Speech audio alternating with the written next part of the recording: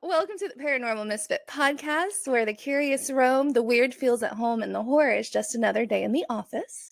I'm your host, Chrissy. And I'm your host, Nino Daniel. And today we have very special guests on with us. We have Austin and Cody from the Dead Watch Paranormal Investigation Group, and they're here to tell us about their background, their favorite investigations, their current investigations, and any other questions we may bombard them with. So, Which we will. Nino definitely will. I have so many questions. This is why I passed in high school. So anyways, if you guys want, go ahead and introduce yourselves and then kind of give us the background on how Dead Watch kind of came to be. Hey guys, my name is Austin Barnett. I'm Cody.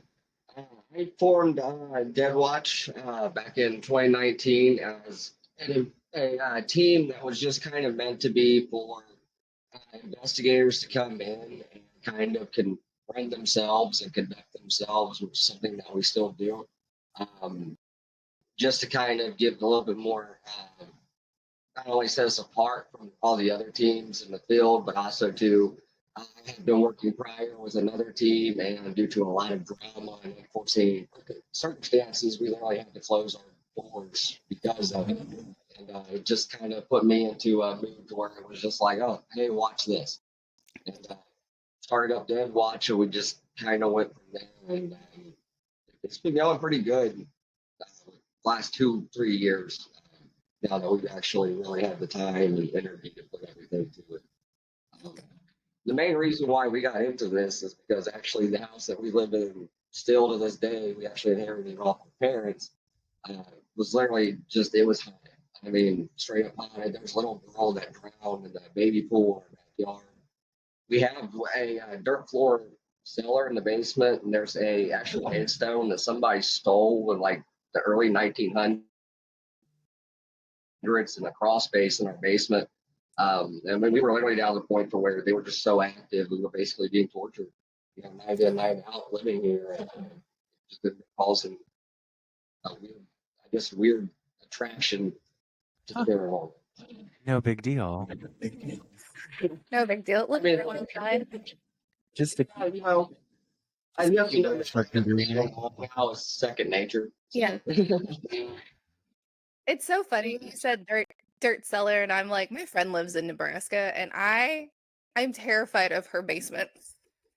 Someone just tore it right from the cabin and just placed it down. Oh, You open it up, like, I want to die. no. I've opened a lot of doors in my life, and That ain't it. this one we're gonna go ahead and Chrissy, I don't know about you, I'm keeping it closed.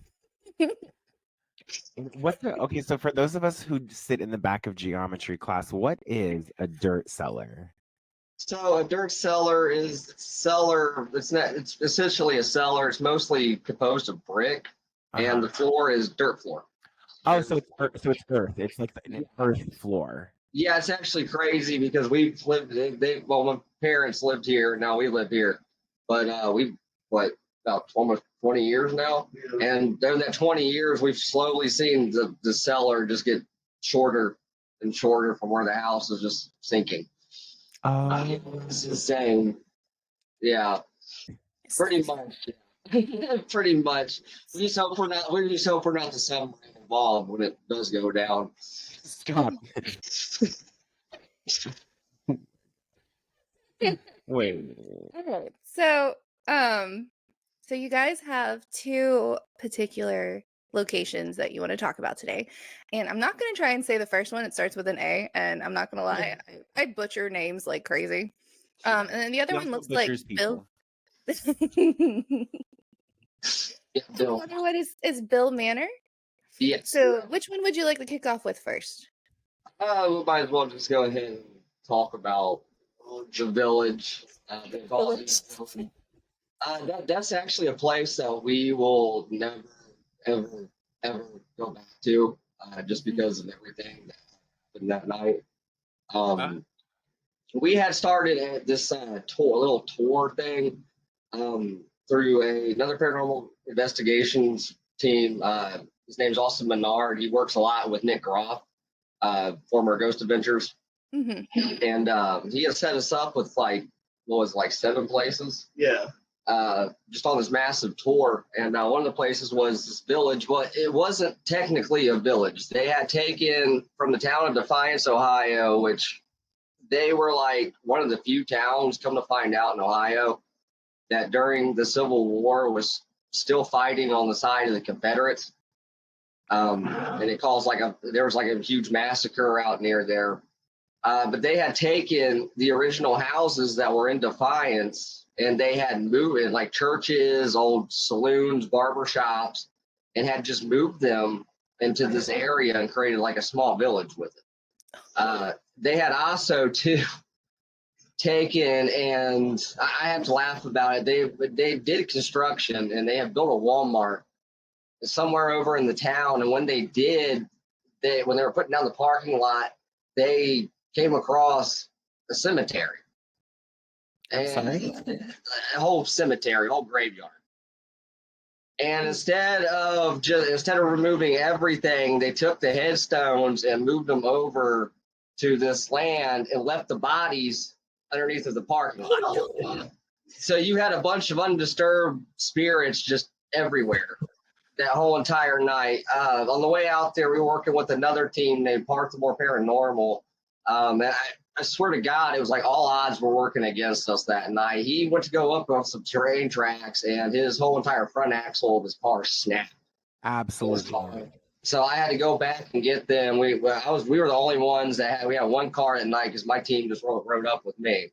Hmm. And so I had to make 2 trips. We were late, and it was just a nightmare getting there. Then when we finally got there, it immediately just started just popping off. Even our tour guy was like, I've never seen it this active. You expect when you leave a building for it to not follow you out, but once you left the building, it just got worse every time. But whatever was on those grounds, where would we even start with that one?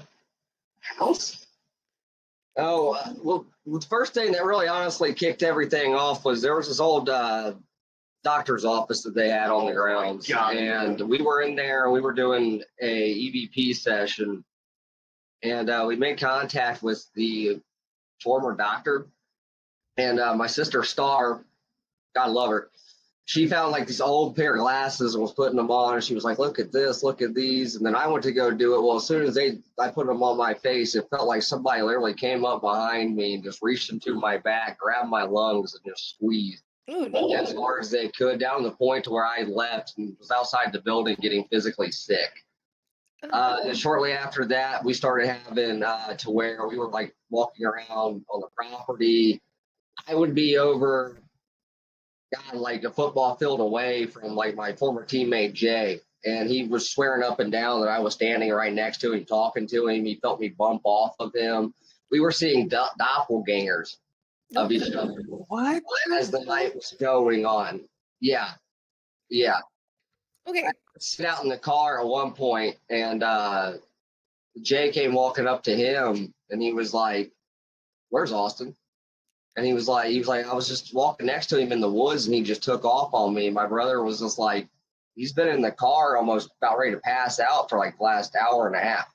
Oh my God. I would literally shit my pants. The entire time we were trying, before we even found him in the car, we thought he was still out in the woods. So we're like, Austin, are you out there? The entire time we kept hearing, I'm over here, guys. And we're just like, what is he doing out in the woods the entire time?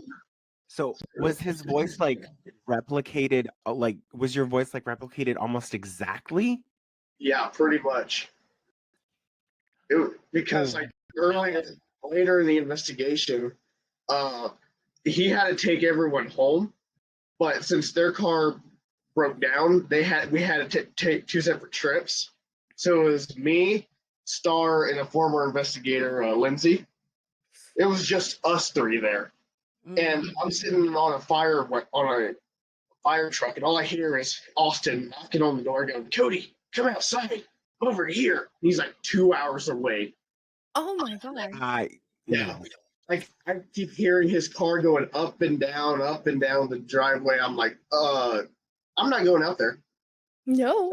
We even had it to a point where we were like we were down by an area that was they had like turned to a shooting range, and Mhm. everybody, including the other team that was with us that night, I was on my way walking out there. There was this big brick house out at the edge of the field, and we remember seeing it. It had candles up in the windows.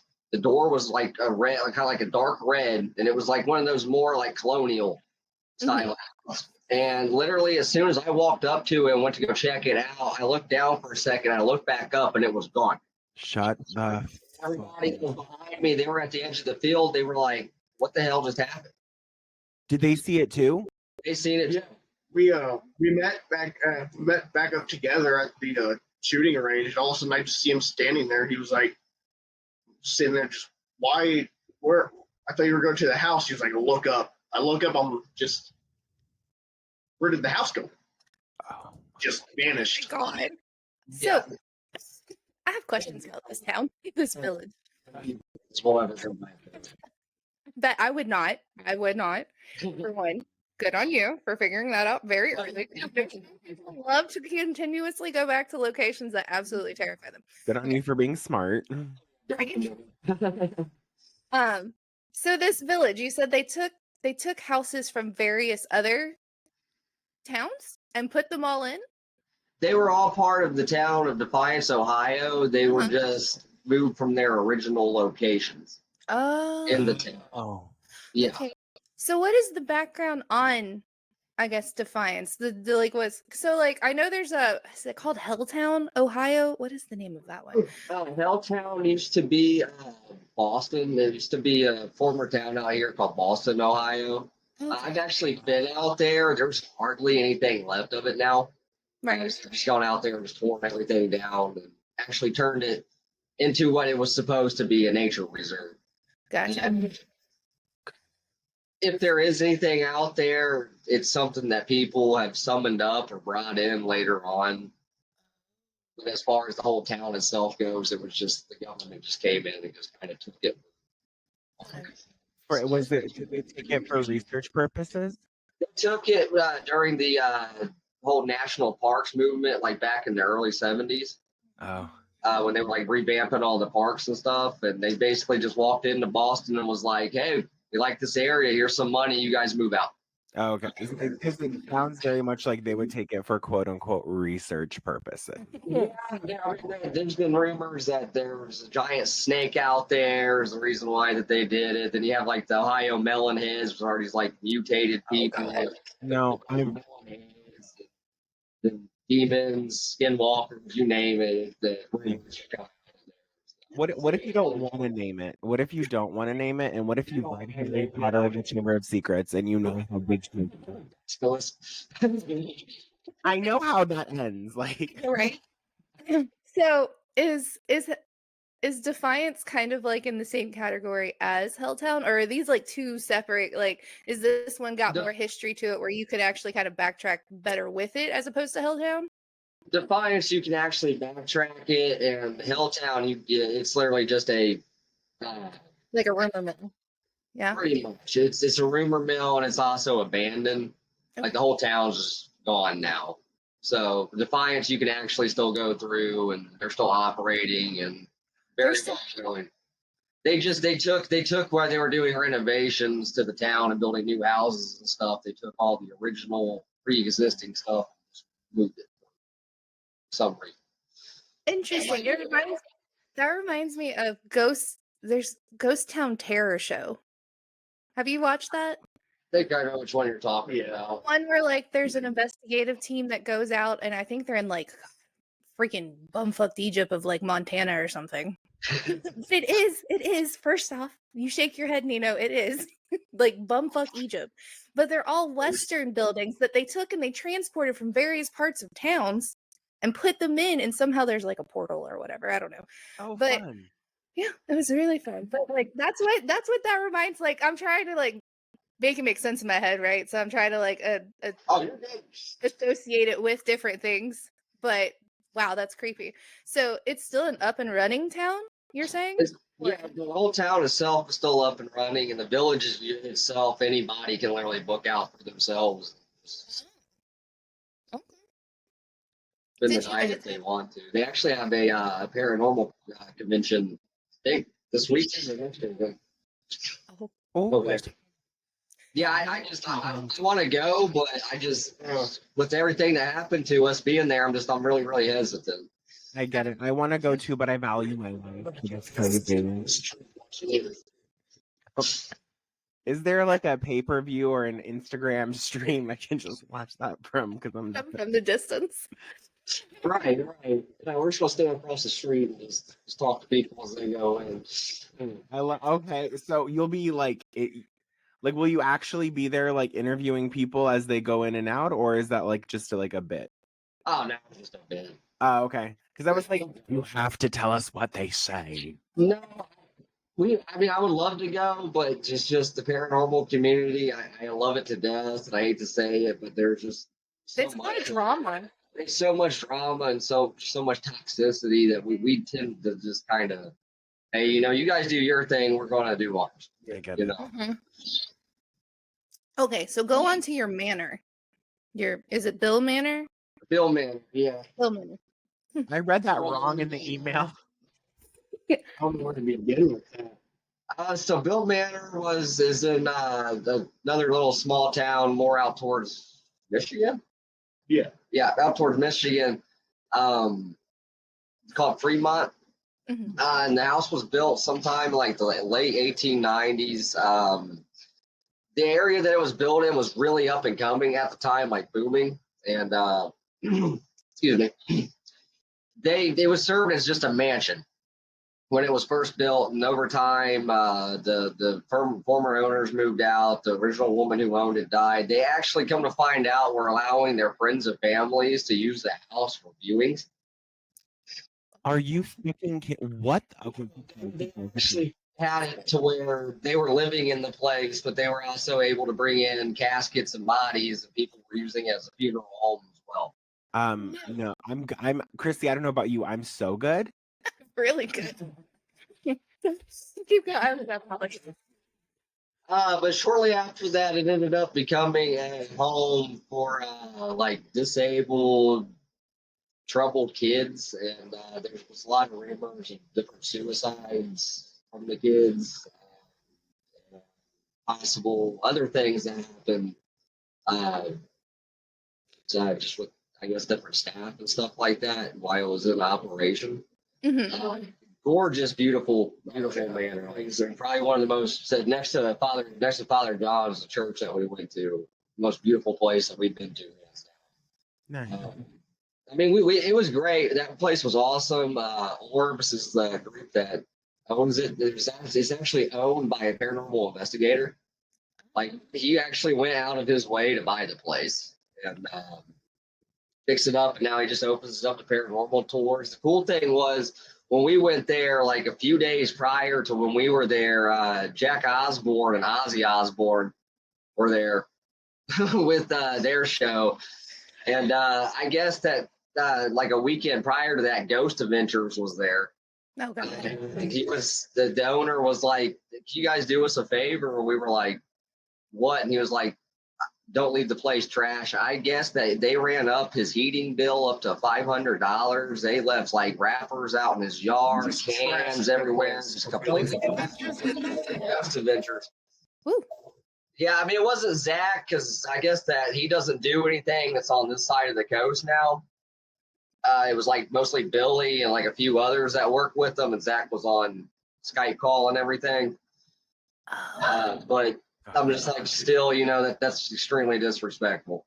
I'm like, I don't care if you're a big budget production or whatnot, you don't do that, you know. But the place was already stirred up as it was. We're getting ready to release. Actually, I'm getting ready to release that episode here in a few weeks on our YouTube channel. And I actually got scratched. We got a picture of one of the kids that actually was said to be in one of the bedrooms while Star was scrying.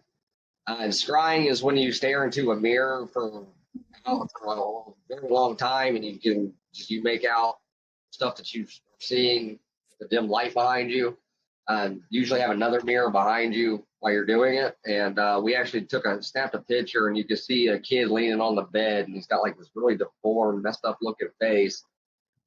And it was a really, really, really great investigation. It really was. Beautiful location. Evidence too. Yeah, the evidence that we've come across for it has just been off the wall. I mean, Stuff happening like right in front of your face.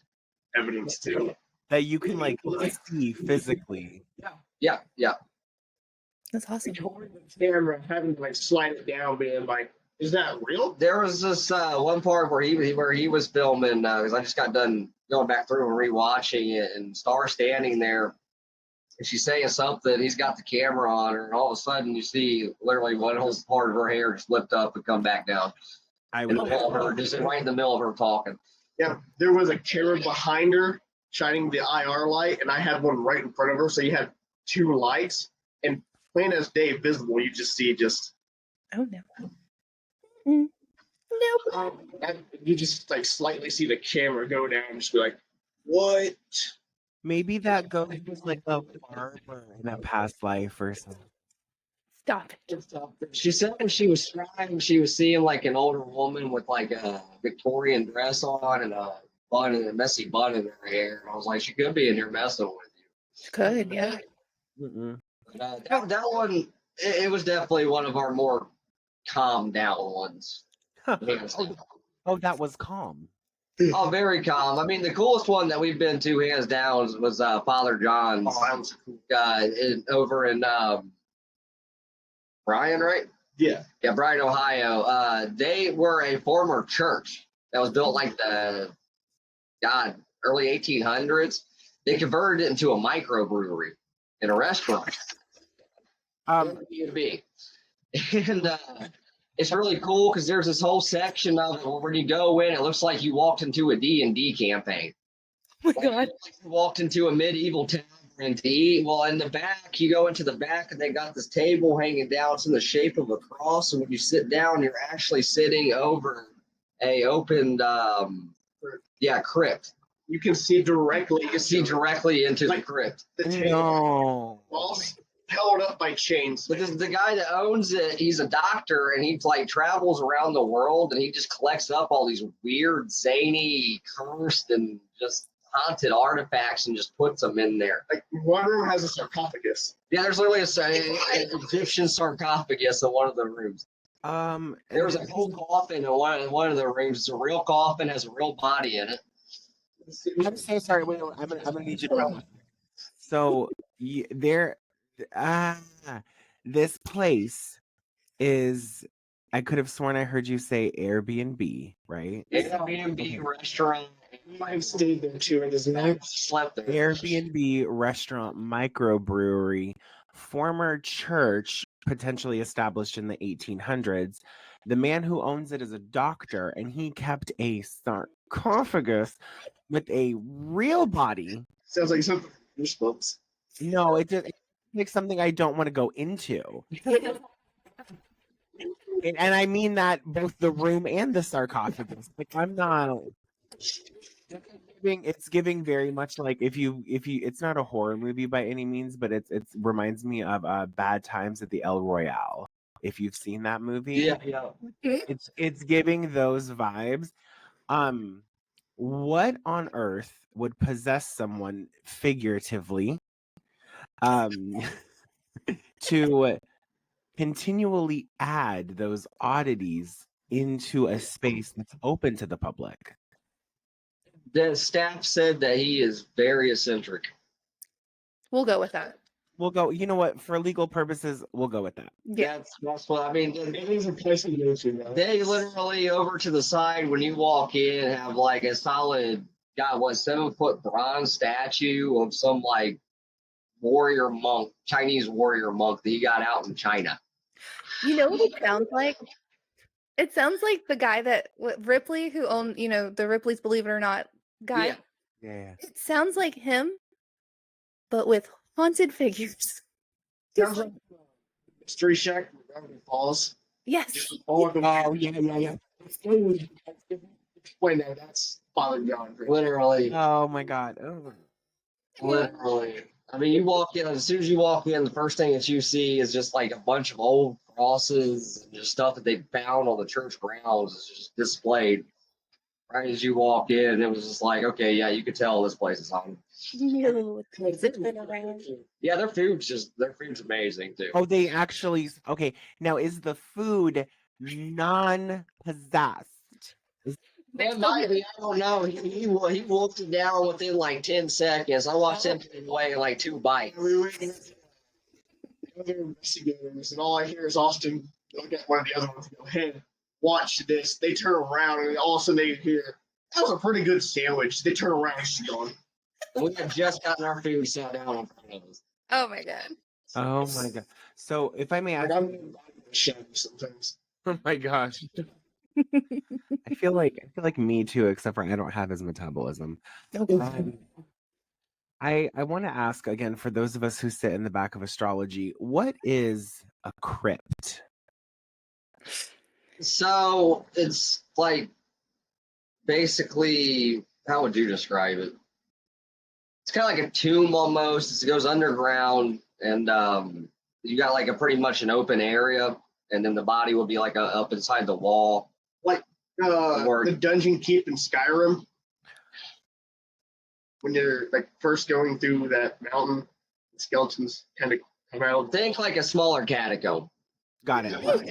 one person catacomb. Got it. Okay. Okay. So like an individual, like almost like mausoleum, but not. Yeah, just underground pretty much. Okay. So like okay, got it. Okay, because Which is weird because here over on this side, in Ohio and stuff, we found it weird because you don't see churches with that over here. They didn't have that, when they were built. So we're like, this is just flat out weird. Like what possessed them to do this? and look, quite literally, what did possess them? You Possessed them, and then again, it's an obsession with people moving buildings because that wasn't even originally the church, the original church where it stood. No. Moved it over there. I'm like, what is your guys' obsession with moving stuff? So they moved a church on top of a crypt, Yeah, but and then they fashioned it into a microbrewery over with Airbnb. Yeah, the Airbnb was actually really, really nice. It really was. I accidentally Take your word. Yeah, I'm sorry. I accidentally scared the crap out of an old man by accident. I was sleeping with too.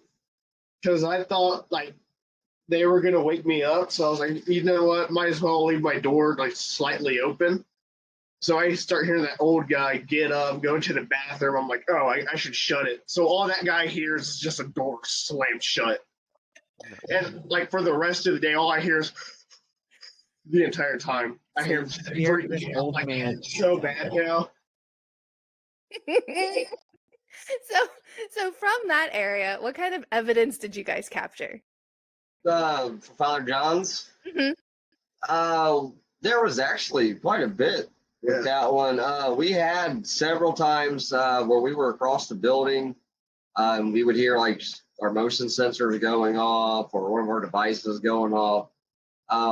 There's a whole part where me and him are walking back into like the restaurant area, and he just pans over in one of the doorways. You just see this big old 8-foot, just solid shadow mass just standing there, just looking at us. We had a giggling. Oh no. Yeah, we had like a little girl there that was like, they kept on like following us around and giggling all night. At one point, it sounded like somebody went into the kitchen and like picked up something heavy and just slung it like up against a wall or something. And we walked in there and we were like, "The hell was that?" And nothing had been touched. Oh, Nothing was moving. Nothing looked like it was out of place or anything. So we were like, "Okay." The crypt area, we had it to where literally I was using dowsing rods, and I literally had to take my thumb off of one of my dowsing rods. I think it was on the right side, and because literally it was forcing itself backwards behind me, and literally when I took my thumb off, but it was sitting there just literally like spinning, like it was a helicopter, like it was nothing. No. Just constantly spinning. I've never seen dowsing rods ever do that before, and it's something that I've never seen since. Oh my God. So it was definitely a wild night with that. It didn't help matters that any time that you turned around, you were smacking off of a statue or something that they had put there. That just makes it more fun. Kind of makes it more what? Makes it more fun. Yeah, it does. Yeah. It's a good thing 2 weeks ago we had a mental health expert on this episode, and we will happily call her back again. Anna Marie, love you. Um, I kind of have to ask this because I'm curious about it. So when you exit these places, when you're done doing what you need to do, how do you ensure that something doesn't latch itself onto you? We don't. Fantastic. You know, That the hard way currently. So whenever I was out in the village, it kind of bounces in between here, my wherever my sister's staying at, which is with my brother now, my other brother now, and two former investigators. Our former investigator, Lindsay, she had it after the investigation the worst. She has a 2-year-old and a 12-year-old. oh, that's a reason. And they share a room, and the 12-year-old got up and was like, "Mom, can you go into the room and get Zendaya? You know, she's in there banging on stuff. She's in there throwing stuff around." She said she keeps on shaking her crib, telling me to let her out. Well, Lindsay looked at her and was like, "What are you talking about?" And she was like, she's literally in there screaming and shaking the side of her crib, telling me, "Let me out, let me out." Her other daughter had been with her dad literally for 2 days and not been home. Oh no. Respectfully, fuck no. That's what I said. Yeah. Yeah. I mean, it was down to the point to where she watched her boyfriend literally come downstairs, literally walk out her front door, and me and him were roommates at the time. So he was in a completely different town than what she was at the time. Oh my God. I haven't seen it. I also got a picture of it on accident. Yeah, we got a picture of whatever's here. It was looking out the window at me one night up here when I came pulling in. I mean, you can literally see it. It's like stands almost to the top of the window, and you can literally see it just looking down on me. And you can see it like running around the house, like coming in here, the blankets moving, everything. And sometimes nothing will ever happen. It's just like it just kind of bounces between all of it. And do we have plans to make it skedaddle somewhere else? Far, far away? Like, now it doesn't really show. Yeah, me and him have cussed it out so much that it doesn't really do anything. It just kind of pops in from time to time, lets itself be known, and then it leaves. Like we'll sit there talk about it, and all of a sudden, like upstairs, like, you see like a light block out from the lake, just go off on it and just disappear. And like, just because I'm genuinely asking this, there's no possible way for any of these things that might have potentially attached themselves to you to possibly go through a Wi-Fi server and like Come join me, no. listen, I have a black cat, so I feel like I'm good. I feel like my cat's gonna beat the shit out of whatever tries to come into this house.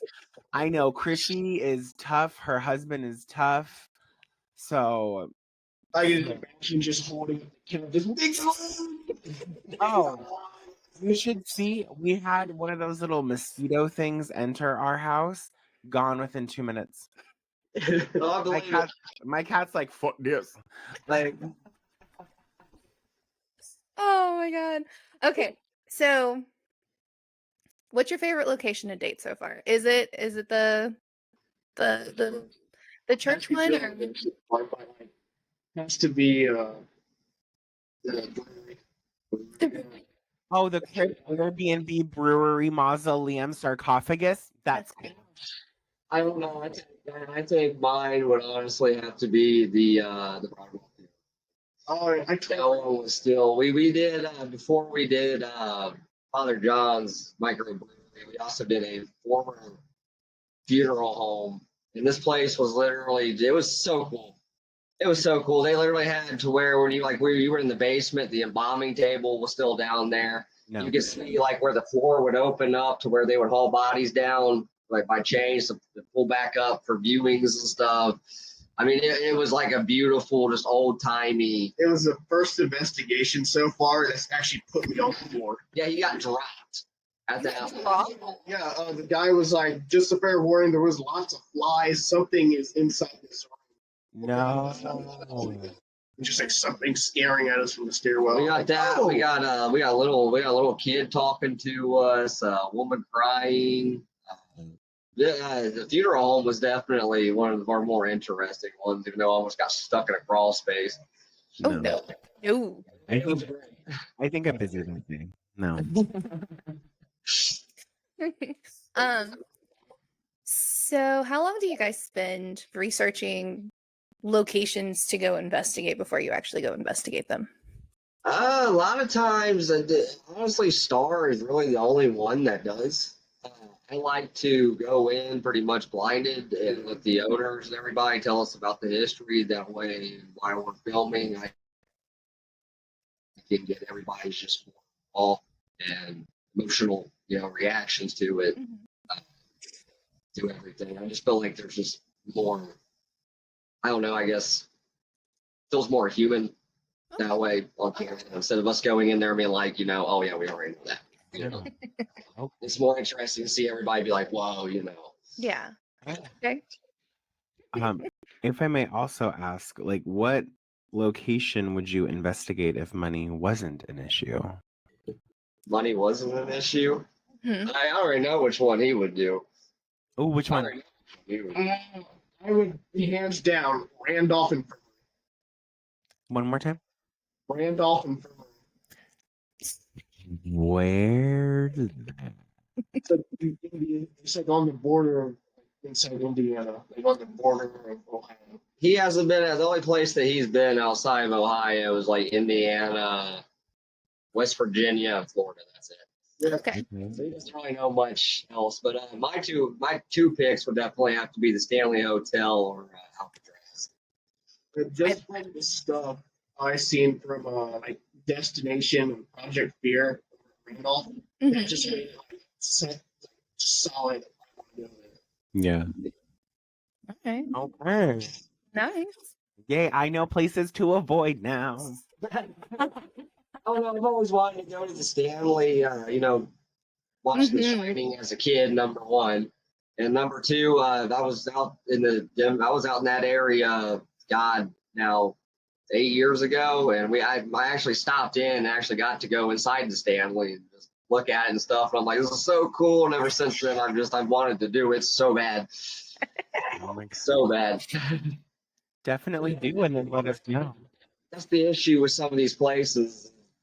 They outprice themselves. There's some places. I know that there's like a small asylum up in New York. I know she's under a lot of fire right now because she's wanting to charge like people like $5,000 just for an 8-hour night up there. Just please. Spend the night. To investigate. Oh, not to investigate. It's just like, she's trying to get like these YouTubers in there and these TV stars and everything else. $5,000. Yeah, like I don't think that's really good. We pay anywhere from like generally fucking what 200 to 600, Okay. max 600 max, depending on the size of the location. Yeah. Fair. I think that's fair. Let's see. Okay, so I noticed that you mentioned Nick Groff, right? And I love Nick Groff. I do. I think he's probably the most level-headed when it came to the Ghost Adventures. And I think the quality. Just before I actually get into my little soapbox on this real quick, this is just my opinion. Please don't sue me. Thank you. Okay. So, so I am a millennial, as I'm sure most of us are. Hopefully, either that or I just showed my age. Okay, cool. Anyways, so early 2000s, we had Ghost Adventures and we had Ghost Hunters, and I loved the Ghost Adventures because it was a little trio. My dad used to call them like the Scooby-Doo gang or whatever. And I love the earlier stuff. And then when Nick Groff kind of fell off, I feel like we went to a really weird, like everything's demonic kind of phase. Yeah. Right? Everything's demonic, everything's possessing, everything, like it drove me nuts. So anyways, so I noticed, because I usually do a slight deep dive on our guest. I noticed you don't like Zach Baggins. And once again, guys, this is all everybody's opinions. Opinions are a little bit of a free Opinions are- speech here. It's a lot of free speech. It's completely subjective. Yep. Everything that we talk about is no grounds for any legal action. So That's right. take All right. Take it away. I noticed you don't like Zach Baggins. So can you kind of give me a little bit on that one? Because I love this guy. Well, after dissecting Ghost Adventures as a whole as a show, if you actually really watch it, you can tell where stuff is staged, where stuff is faked. I know that there was an incident about 4 or 5 years ago where they were doing a live, and in the background you've seen their setup for how they doctor stuff, and they were like in the middle of doing something with their audio stuff. Aaron Goodwin went on a podcast. God, it's been a couple of years now, and basically said that if they don't catch anything when they go out there, that travel basically makes them go back in and record stuff, and then they kind of just alter it and tamper with it. Nick Groff has said it too. Oh. Personally, against Zach Bagans, I don't have anything personally against him. I just think that he is the biggest fraud ever in paranormal investigation. I'm going to say, he reminds me of the Warrens. The man's dad was even quoted by saying, "I wish that my son would have finished high school instead of pursuing his theatrics." Oh my God. Yeah. And then, the whole finding out, oh, he's not going to be present at, Ghost Adventures actual investigations. He's going to stay over Skype calls with us. Like, come on, dude. You just you can tell the reason why you got into this. That's personally the only reason why I have issues with him. I just feel like the paranormal is just something that really shouldn't be extremely, extremely capitalized on in the way that he has. No, yeah. That matter. Yeah.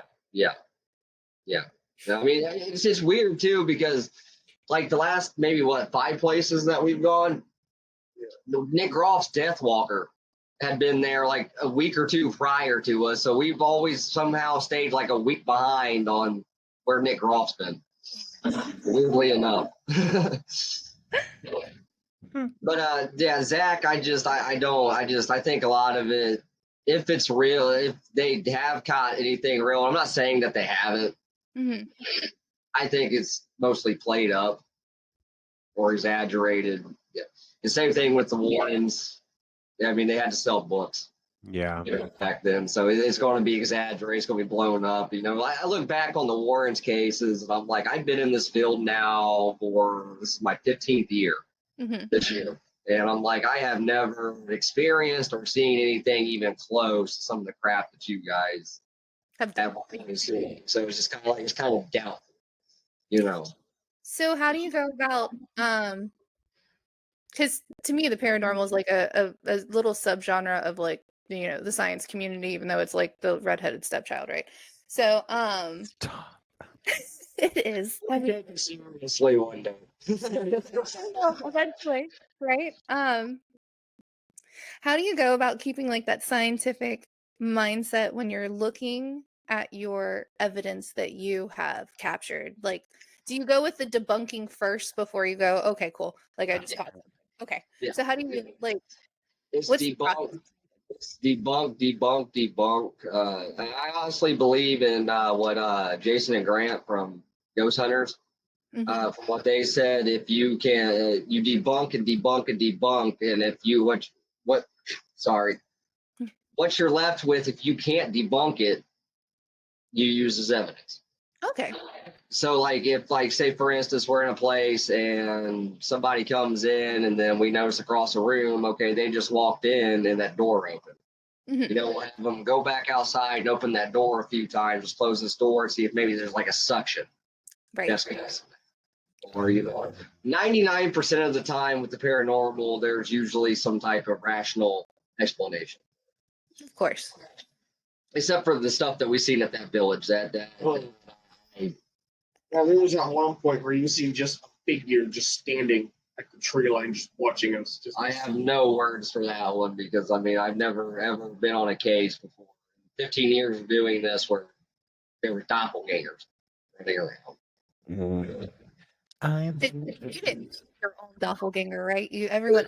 No, we were seeing different. We were seeing each other. Okay, that's.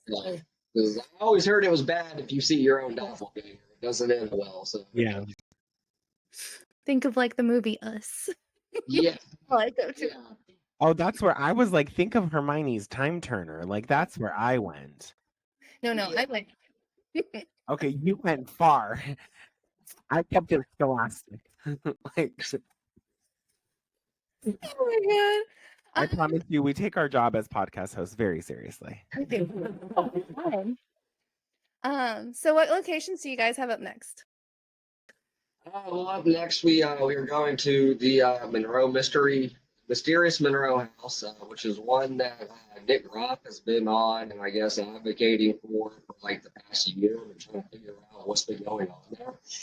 It goes anywhere from the range of just portals to just weird lights. There's just a bunch of bizarre stuff that's happening in this house. And then after that, we're planning on going to the Infield Demon House in Infield, Indiana. Okay. The Monroe. Did he do that one on? What was the name of that one? Is it Death Walker? Did he also do it with Katrina? I cannot remember the name of their show. Yeah, I think that they recently they're still working with them hands on still to this day. Him and Katrina. So probably on both, honestly. Okay. I know Death Walker. It's definitely on Death Walker. Okay. All right. Because I think I know which one that is, but I'll have to Yes. deep dive. Really good, really good. I know Austin Menard, the guy that we were working with, he's about ready to be on there. He just started filming with them, I think 2 or 3 weeks ago. Mm-hmm. So definitely gonna be interesting to see what comes out of it.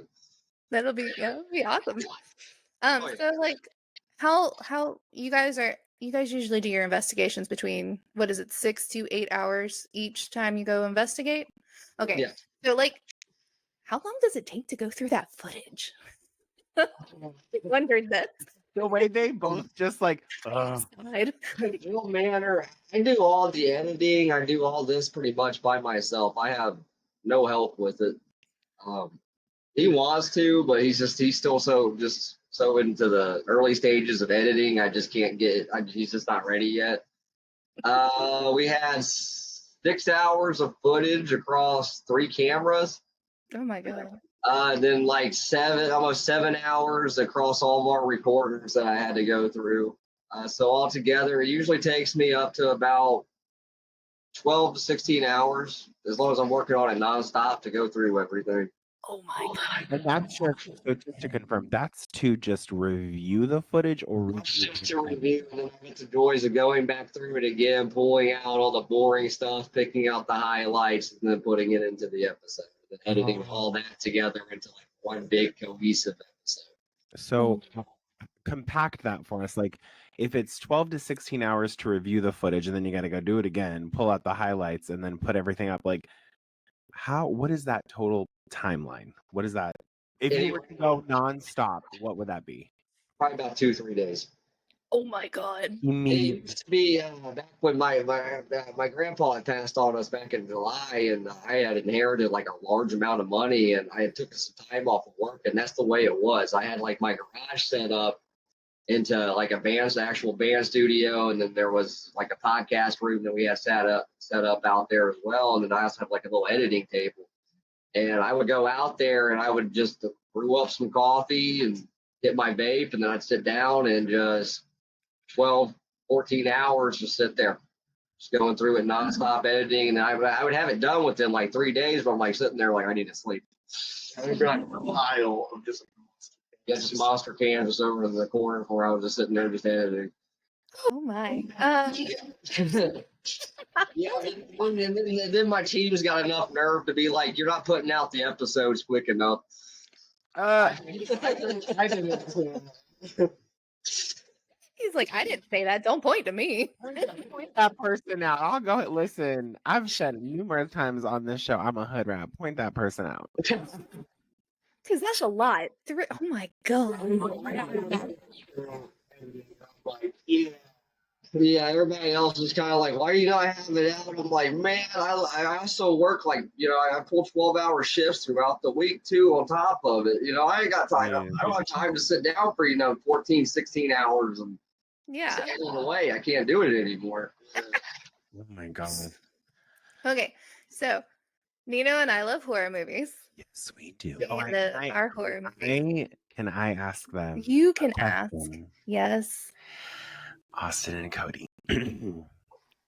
What's your favorite scary movie? Well, it's not really scary, but Ghostbusters. Bitch. Now how the fuck? Hold on, pause. No. We're gonna tap dance on that for a second. All right. Listen, I feel like we're friends now. This man said he done hung out at an Airbnb mausoleum, something. This man done seen doppelgangers of his friends. This man done, and then you gonna whip out Ghostbusters as your favorite horror movie? What? Now, go ahead. Connect them dots for me, conspiracy theorists. Connect them dots for me, please. He's literally got a shrine to the Ghostbusters built in the tree. Yeah, really? He's like, don't say that to them. Just random stuff like Just all the versions. Doctor? Yeah. We know this. We know them. this is one of those days when it was just first showed to me, I was like, oh hey, I like this, and then just started. When he was younger, he used to be scared to death of it. Of Ghostbusters? When he was like 5, maybe like 7 or 8, I used to put on Scooby Doo on Zombie Island, and he would literally climb a wall. So Wow. I never saw the ending, so I didn't know it was actually a good ending. So I kind of oh my God. Next, you're gonna tell me that Titanic is a romance movie. Like, gee. So how does someone go? He's trying to wrap his head around how do you Like, go from being around doppelgangers How do and you go stuff to from only being- no. Well, how do you go from the beginning? Start like how do you go from I love like the Exorcist. a what? I like the Exorcist. I mean, that's like, Okay, there's a better answer. we got it. No. We're gonna keep it because this is just hilarious to me. So the Exorcist, not the new one that came out, because God, that was terrible. Real quiet in the studio. When I say studio, I mean thank you, StreamYard. So okay, so The Exorcist, that I will accept. Mhm. Like how what is it? The Possession of Emily Rose. It's a good movie. Yeah, That was a very underrated movie. wasn't Shay Mitchell in that movie? Yeah. Yeah, she did really good on Pretty Little Liars. Like Dahlia. The whole Oh, Black Dahlia was good. the entire case itself, I sit there, I'm like, whoa. I love that. Okay. Well, see, this is so now I don't have to poke fun at you as because it's funny that like you're sorry, I just want to say this. It's funny that the connection to your favorite movie being Ghostbusters, and then you literally do that. Right. Yeah. And then you're like, I got it. Who are you gonna call? Dead Watch. What about you, friend? What's your favorite scary movie? No, I want to say Blair Witch, but after a rewatch of it the other night, I'd have to say Grave Encounters. Grave Encounter. Yes. Yes, hands down. It's just there's something about that movie. It just I feel like that's how people like number one Zach Bagans would operate, where he's paying people off to get. They say that this happened. And just the way it's all conducted, it was just like a giant spoof of Ghost Adventure wrapped inside like Blair Witch style horror movie. It was just like, this is great. This is the greatest thing ever. Oh my gosh. Oh, this is great. Do you have so I know we've talked about upcoming locations that you guys are going to be investigating paranormally. That's a word. Look it up. Okay. Um, are there any particular horror movies that are lined up for 2024 that you've heard of that you're interested in seeing? Don't answer at once. No. Actually, after seeing what happened with Halloween Ends and the new Exorcist, I'm not anything that really comes out with horror right now. I'm just kind of like with because it just I got such a bad taste left in my mouth, but thanks to Blumhouse. God. Wait, okay, so we're just gonna pull it.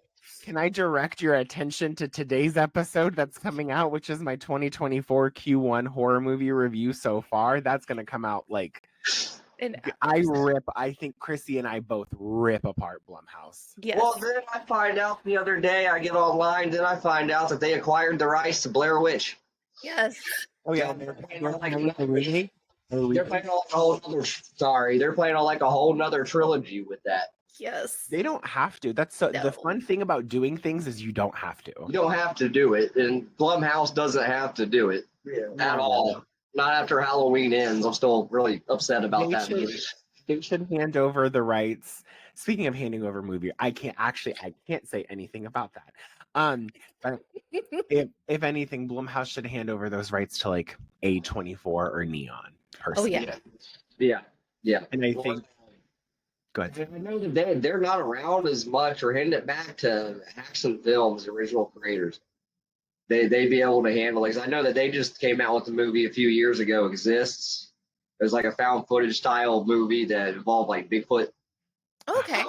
Yeah, it actually wasn't bad. It was just really low budget and cheesy, but I hate every second of that up. 'Cause I love those low budget, cheesy, crappy horror movies. Like this is great. I have to then ask, have either of you seen any movies in the Terrifier family? I've seen the first one, and then I tried to watch the second one. My issue with Terrifier is I love the idea that they're trying to bring back the slasher genre. Absolutely love it. My issue with it is I'm a big fan of the gore, but using it classfully and tastefully. I just feel like the Terrifier series just takes it over the top just to take it over the top. Like it's just really unnecessary. I can get it. A lot of horror series, I like Saw, and Saw got like that for me. It was just like you guys are just getting brutal and gory with it just to get brutal. Saw was like literal. Saw at one point became just like blood porn at one point. Yes. It's just torture porn. Yeah, that's what it is. That's what it is. I skipped that day of orientation on I forgot the word. So it sounds like your favorite subgenre of horror is found footage, which, by the way, I love found footage. I think the Koreans do it the best. The best. The Yeah. best. Yeah. Because they terrify the shit of me. And I'm dumb enough to watch it late at night with the lights off and everything by myself. But that's a different story for a different day. Oh. That was my big. Those were actually my big inspirations going into when I set up Dead Watch, and when we started filming and my filming style. I've had my investigators look at me. Why don't we take it to more like where it's like actual actually like it's on a TV show? And I'm like, no, I want to keep that found footage kind of style. I said because the idea was it was going to be like there was an old. I'm a huge fan of it, still am to this day. Not a lot of people know about it. It was an old 2001 Fox horror series called Freaky Links. It starred Ethan Embry back in the day. And that's actually where the eyeball idea came from. And it's from the creators of Blair Witch. So I just kind of like took that and just kind of, it was my main inspiration for it. And we just rolled with that. And for some reason, it's just worked. So Austin, we've gotten your favorite subgenre. Cody, what would be your favorite subgenre? And you can't say comedy because you've already No comedy. Huh. Okay. It's like, I don't run just because I like the old. I kind of like how maybe you just like went into like a random barn or something. Like, what's this? You pop in the tape. You're like, oh shit. Yeah, because that's where I keep my VCR and my TV set is in my barn. Or like something like that. You just like at an old estate sale or something. Just like, oh, this is cool. No, it's terrifying. I love it. You guys are such good sports for me giving you like all the shit right now. Oh, finally. My husband and I, we just watched Dracula 2001. And the only good thing that I've noticed, the editing, and of course, like the editing sucks, and all of like not sucks, but like for its time, it was great. The one thing that I found to be really interesting about Dracula 2001 is it actually talks about the voyage of the Demeter. Also, they tied that over. It tied in the last voyage of the Demeter that came out, I think, last year. Yeah. So I was like, oh, this is good. Like this is like it almost feels like a 23-year-long joke. Like, not a joke that's funny, but it's like, LOL, if you didn't know, now you do. Um, That's so strange. I noticed on your Instagram, you guys kind of share a lot of it's kind of like, and also on TikTok too. You guys share a lot of the people who share their own paranormal, looks like videos and stuff. Like whenever they're showing so Yeah, like, we do a little segment. It's like called like found footage, and like I just take footage that either people have sent in to me or I just come across online, and we just kind of put it up for display. so how do you determine, I guess, what because like people are great at editing, right? Oh yeah. Like, how do you determine which one is not necessarily like heavily edited, or if you do like a quick Google search, someone on We can usually do a quick Google search, and a lot of times there's like telltale signs with it.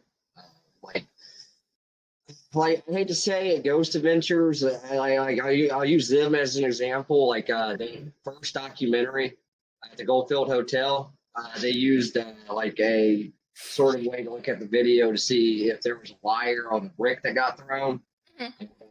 We kind of do that. If they're faking it, there's going to be a certain angle. Like if they're moving something that it's going to move at, it's not going to look like it's moving naturally. It's going to look like it's being pulled. You can usually see it with that, or you got these people on there that like to do it for satire.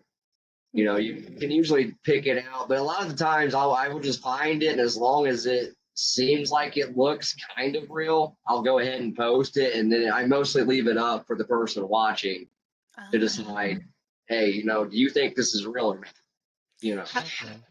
How do we feel about the footage everyone takes of the Siberian dancing lady? Oh, isn't it the Serbian? Serbian? Sorry. Yeah. Okay.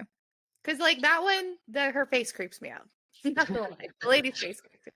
And just like any of the ones people find whenever they're coming from like Mexico, with like coming across brujeras or brujeria. I apologize. So like the ones where they find them in Mexico, like the different real creepy, like they'll go across like looks like a dilapidated house or whatever, but then there's like the big rituals happening in the back or whatever, and the people are like running through. Like, I love those. I don't know why I get sucked down the rabbit hole of those. Like, I can spend hours watching those. We can tell. Shh. That I've come across out in Mexico, I'm watching. I'm just like, you guys got either this is fake or you guys have got like some crazy shit going on down there. I'm like, there's something going on. I was like, there's no way. I was like, there's no way. Maybe. Maybe. But it could also be to where they're more culturally tied to spiritual. I was gonna say they do have El Dia de los Muertos, like the Day of the Dead. They do have, they honor the dead and their loved ones who have passed on, and I think that is culturally amazing and it's beautiful. And I've walked in a procession before in college. I was alive at the time, just by the way, and still am, and like how they do these things that they tie to like those who have passed is beautiful. I don't know necessarily. This is more of a question to people of that culture, but like, wouldn't that create like a portal of other things to be able to come in? I would imagine so. Um, I mean, with the paranormal field, it's hard to say because nobody's really an expert on this. There's no experts on the field. I mean, you see people on TV, paranormal experts, just like, yeah, right. You know, there's Oh yeah. always teams finding new stuff. There's always teams that are debunking stuff or proving stuff wrong that some other team thinks is true. But yeah, I think that's honestly the biggest thing is preventing it from becoming an actual science is because none of these teams just want to come together with everything and be like, look, how are you guys going? We have, thousands now of hours of this stuff. Yeah. Legitimate teams out here. God, how are you going to explain this? Yeah. But no thanks to ego and everything else. I think one of the things we might not have touched on is Demi Lovato had a show on Peacock called Unidentified. I remember it. And I remember seeing a and this is not a jab at Demi. I love me some Demi vocally. And there was that thing that was posted online where Demi was singing Skyscraper and the paranormal entity liked it. Like, how the fuck are you gonna know that? Right. So you're telling me someone who passed in like the 1800s is a fan of Demi Lovato 2021? I mean, there's always those rumors circulating around with Hollywood and music scenes, sell their souls and everything else. We actually might be getting into the next episode. So while we're on that, what is your favorite conspiracy theory that's going around right now? Oh, good Lord, where's the start? Um, Like, hold on, let me grab my scroll of. Ghostbusters. after doing a little bit of research into it, I'm starting to kind of question it. Is the whole Taylor Swift and a bunch of these other musicians doing witchcraft and sending out like these power waves of just energy through their crowds, and people literally getting knocked down and getting physically sick and affected by it. Like, and I watched one where Taylor Swift was up there. She was basically doing like a ritual Oh yeah. style up on stage, and I was just like, and people were reporting that they were feeling sick during it, nauseous, and they were feeling weird energies out in the crowd and stuff. And I was like, wouldn't surprise me at this point. I mean, it was so blatantly up in your face with the Satanism a few years ago. No, it's no surprise. Mm-hmm. I think that one's been my favorite so far. That one and the Wizard people. How about you? I watched the video. I watched the video the other night with the Y-Files. Mm-hmm. I know it was talking fish, and it was something about how the lizard people here on Earth feed on your emotions, and that when you die, there's a box up on the moon that collects your soul and transfers your soul back out here to Earth. That way you're reincarnated. That way they can continue feeding off of your emotions. Can I? At this point, if my spirit passes, will it make it through the firmament? We don't know. No, no. What about? Oh, sorry. This big black box on the moon that's collecting up souls. It seems just so funny to me. I'm like, there's just something about that just doesn't make any sense whatsoever. I'm like, how did you guys go from lizard people to a big black box that collects souls on the moon? That was a stretch. Have any of these people tried like mac and cheese, or have they had an uncrustable? Like, just really get back to the simple pleasures of what we do. Cody, do you have a particular conspiracy theory that you have? So much, I don't really know which one. I don't draw a blank, really. Just because there's just so much out there, I'm just like, I think you just need to sit down. Last time I asked him and my team that question, they all literally looked at me with a straight face and said the Titanic submarine was an inside job. The submarine implosion last year. Oh, ocean thing. Yeah, the ocean incident. Oh, I was like, Titanic had a submarine. A lot of people on my team believe that it was an inside job. What Well, makes y'all think that? Hold on. I need reference points. I don't know. I don't know if he believes it, but I know Star does, and so does my other teammate Landon. They're not here today, so What do you remember from their argument as to why they go down that route? because it was something about because of the way that it was sealed from the outside, and there was no way to get out from the inside. It just didn't make much sense. But I did see another conspiracy on that one that it was like supposedly a sacrifice to some ocean god or something. I'm like, you guys are like getting like way, way, way out there with this. Poseidon must have been hungry that day. That's what I'm saying. Or Neptune, if you want to go the Roman route. My favorite one was the that we were all going to get like annihilated during the eclipse as like a sacrifice. Oh yeah, plot twist, who's still alive? Yeah, I watched the eclipse, and then after it happened, I just kind of like stood there. I was just like, I like looked around. I was just like, shit, I have to go to work today. Damn it. Damn it. Damn it. Gosh. Oh my gosh. Do you guys have a favorite cryptid? Because I know Ohio is known for some cryptids.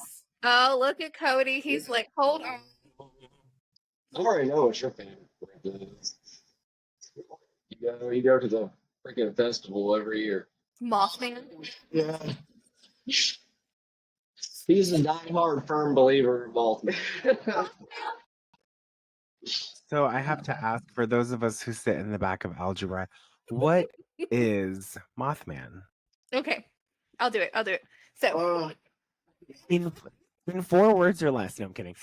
okay, in 4 words or less. No. So in Point Pleasant, West Virginia, right? It's West Virginia, not Virginia. Which one is it? It's West Virginia. Okay, in West Point Virginia. Pleasant, West Virginia in the 1950s, there was a creature that was seen flying that caused the collapse of a bridge, right?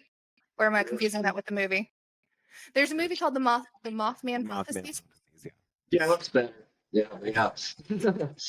But so Mothman is basically a big winged, I don't know whether to call him a humanoid or more of like an insectoid, but supposedly it really only happens like once, but everyone claims that every so often they see like another Mothman flying through. Apparently, because I am a Destination Truth person, a Josh Gates fan, Expedition X did an episode with the two, and apparently Mothman was also seen in Chicago. Don't know how that happened. Don't know how that happened, but he travels. But he's just this really big, and like when people see him, supposedly like tragedy is not far behind. Yeah, he's supposed to be a omen of death. Yeah. And you pretty much expect somebody, if you see him, you can pretty much expect some type of mass death. Somebody close to you. So you're going to pass. Yeah. You should really Google Mothman statue because they gave Mothman some cheeks. Yeah, they did. I actually posted on Instagram the other day. People keep on going out there and sticking nickels in between his butt cheeks. I said, quit putting toys between Mothman's dump truck. That's right. That statue got some cheeks. Oh my god, it does. That statue has a body. Why he look hot? Hold on. Dang.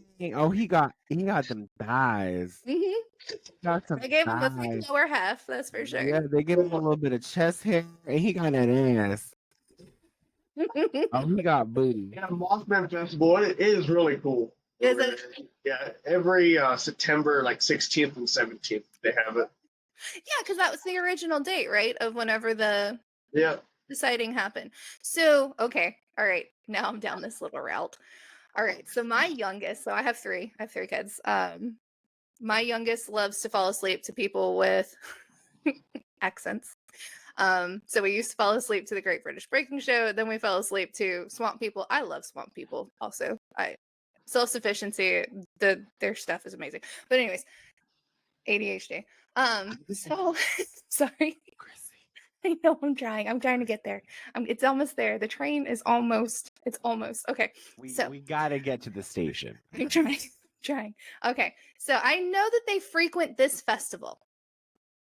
Mountain monsters. I can. Oh, I love those guys so much.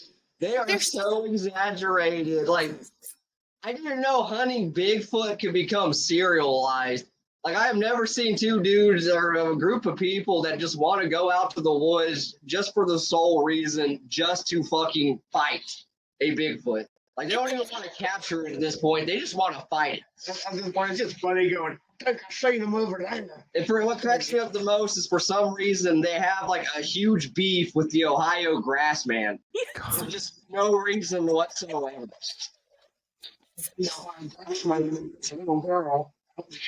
on top of that, make them about between 50 to 60 freaking years old. We are talking so grown of men running around in the forest screaming. One of them, I woke up one night and I was like, why is Huckleberry covered in Stop blood by. and almost naked? I need to go back to bed. This is a wild dream. Like, please stop. All the episodes were like fever dreams, I swear. It's great watching them each time, though. I think they're kind of like the ones that go hand in hand with Ghost Adventures. They're just entertaining to watch. Bad because they're like, oh, then this one's connected to this one, and look, they created a cave system, and they got a map, and look, they're using the rivers. They know what the rivers are. I'm like, guys. My favorite was when my favorite parts are when the old guy's like, we're going to build a trapper. He's like, we're going to build a simple cage, and it's just like some type of Scooby-Doo freaking off the wall mousetrap cage contraption. It always goes off. We got him! And Somehow they catch anything. There's nothing. There's nothing there. And we're talking like they're about like a 12 to 13 like foot high type of contraption that the two guys. Oh, I thought you were talking about the men's height, and I was like, oh, they No, should pop Bigfoot easily. they look like they top off at 6'5". Oh, that's still tall. Only one of them. The other one's like I cannot remember his name. It's taller than me. I mean, You're talking about the younger one. the younger one's like what, like 5'8" maybe? I Yeah, think. he's really short and he's like really round, but he's like every time you turn around, he's always on the ground. Every episode, he somehow ends up on his ass. And it doesn't matter if they're trying to cross over a stream or they're just walking down a hill, he ends up on his ass. He's the youngest one out of the group, so you're like, how? The spina will bifida, you know what I mean? Oh yes. So yeah, thank you for that. That was great. Because you guys were like, we're from Ohio, and I was like, I have so many questions, and a lot of them don't just pertain to the paranormal. It also goes into cryptids because of that stupid freaking show.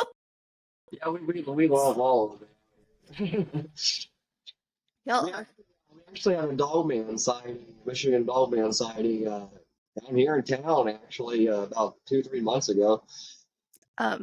So we're gonna have to deep dive on that one. I don't know if I'm well versed in Dogman. I mean, I've heard of the little comic book series my kid reads. That's like the superhero dog. No. No, okay. So the dogman, they were mostly spotted out in Michigan, but for some reason here recently they've been spotted like in Ohio, Pennsylvania, and they're basically basically picture a werewolf. Just more of, instead of like a wolf's features, just more of an actual dog's feature. No. Pretty disturbing, but a lot of people, I mean, there are like thousands of people who have reported seeing this up in the national parks up in Michigan, here in Ohio, and stuff like that. My mom swears up and down like 2-3 months ago she's seen one run out. She was on her way to work, like 5 o'clock in the morning. No. We live in a small, isolated farmers town, so I mean, there's no telling. So No. We run around the town at night, so if we ever encounter, we're like, oh, well, we're dead. yeah, literally, just like we'll go out at like 10 o'clock, and the whole town goes to sleep at like 10. So you'll literally have just overrun of the town literally all night to yourself. like that. I would small. probably be sleeping with the rest of the town. Oh, you love me too. I love sleep.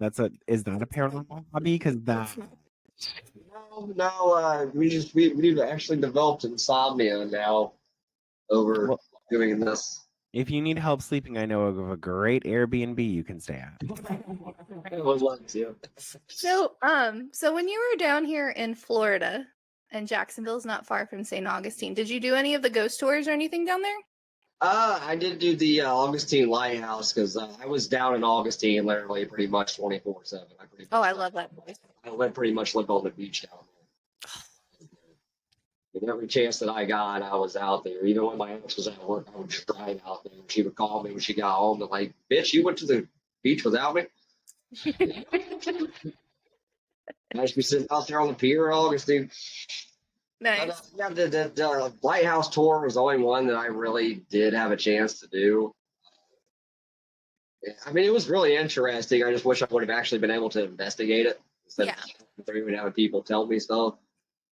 But it was really interesting, though, and I wouldn't mind maybe here, like the next year or so, maybe getting it set up for us to actually investigate it later on. It's just moving forward.